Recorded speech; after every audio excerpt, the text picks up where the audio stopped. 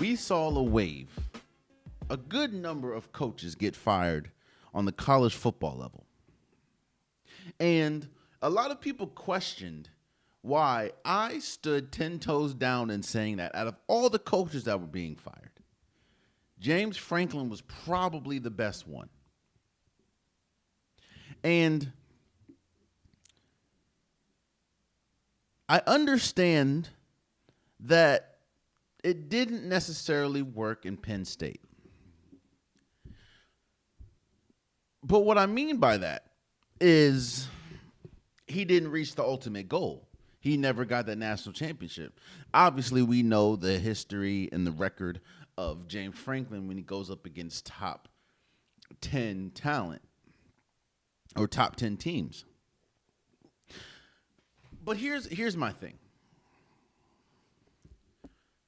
This is obviously coming off the back and off the news that James Franklin is taking the Virginia Tech job. I think that is a perfect place for James Franklin. Look, I completely believe that fit matters not just with athletes, not just with, which team you go to, which team you're drafted to. It matters for coaches. Do I think that James Franklin is a national championship type coach? Honestly, no. He hasn't shown that he can be that. He had ample opportunity at Penn State. He has not shown that he can be the guy to take your franchise, to take your program to another level. And when I mean another level, I mean national championship. He has not proven to be a national championship type coach. However, what has James Franklin proven? Why did I say and why did I think that James Franklin not only was the best available coach after getting fired? Why did I think that James Franklin was going to be the first coach to get hired after being fired, which turns out I was right? James Franklin has proven that he can turn around a program. That's why I said expectations are different for different people. Expectations are different for different organizations. James Franklin, he turned around Penn State. James Franklin is a good coach. I believe Virginia Tech is god awful right now. They had the season from hell. They fired their coach. It has been a awful season for Penn State. Not Penn State, I'm sorry, for Virginia Tech. And what James Franklin is great at, i.e. turning around a program, he will be great for Virginia Tech, in my opinion, on top of the fact of there's not any championship aspirations for Virginia Tech. Nobody thinks that Virginia Tech is going to be. Virginia Tech really ain't been a national championship type school since Mike Vick. I don't think that there's any expectation that James Franklin is going to turn this into an NCAA powerhouse. Is going to turn this into a national championship. No. But what I do expect is, and what I think that Virginia Tech, and what I think a lot of people are expecting is, he will turn this organization around for the better. And that is James Franklin's power. That's why I thought James Franklin is one of, if not the best coaches that was available. I know the buyout was going to be a little tricky, and it turns out that now Penn State only owes him like $9 million instead of how much they did owe him. At least on paper. I know you don't play sports on paper, but at least on paper, this feels like the best spot for James Franklin. This feels like James Franklin was selected to do what he does best, which is turn an organization around for the better.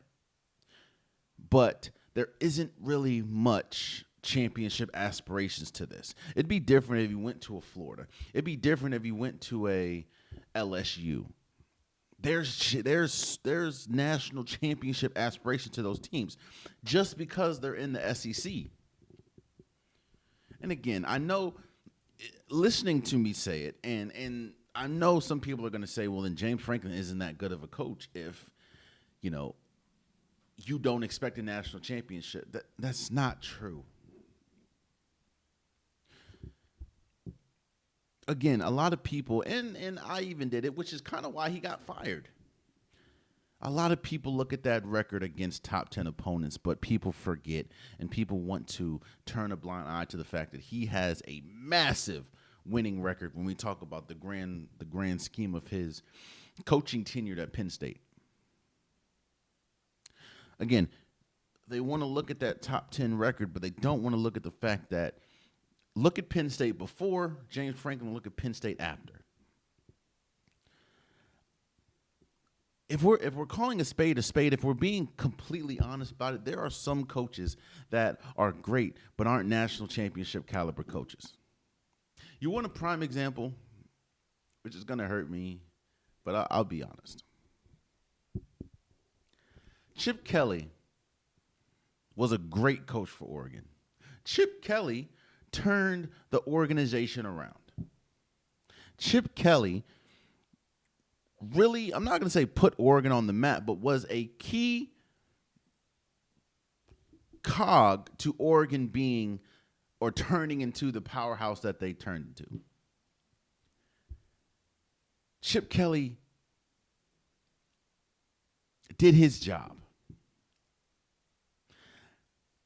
Once you saw that Chip Kelly was great, and once they saw that Chip Kelly, wow, he turned this organization around, he's getting good recruits. Chip Kelly is pretty good. Once you saw that, that's when the national championship aspirations started to come in, and that's when he started to fall short.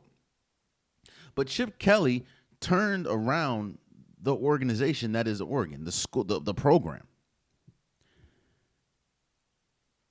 But I don't think Chip Kelly was ever a national championship caliber coach. Yeah, he went, but did he win? Oregon is one of those teams they've always been so close. They went to 2, I believe. I know they lost to Cam Newton and Auburn. They lost to Ezekiel Elliott and Ohio State. And they've always been either a play or 2 away or a game away. They've been good. They just never won the big thing. And I don't think Chip Kelly's first national championship, if I'm not mistaken, was just last year as offensive coordinator for Ohio State?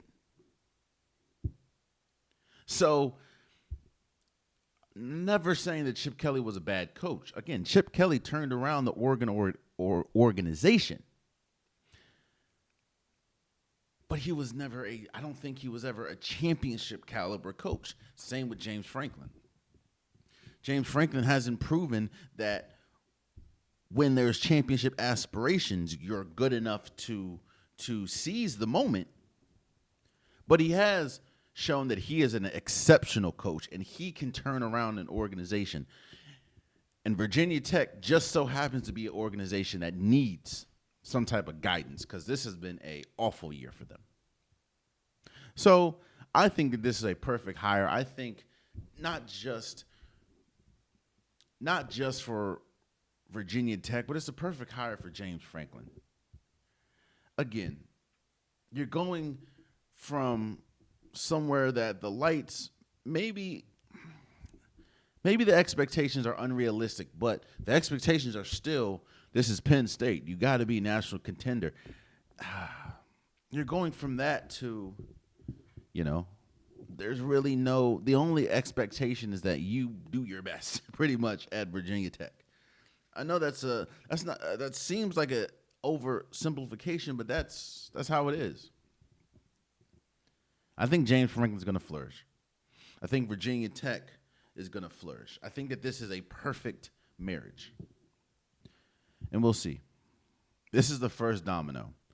I didn't think James Franklin was going to be available for, obviously I think he was going to be available for like the Florida and LSU job, but I didn't think that he would be a good fit because you're going from a program that has maybe some unrealistic expectations to another program in the SEC that is just a different caliber. There's people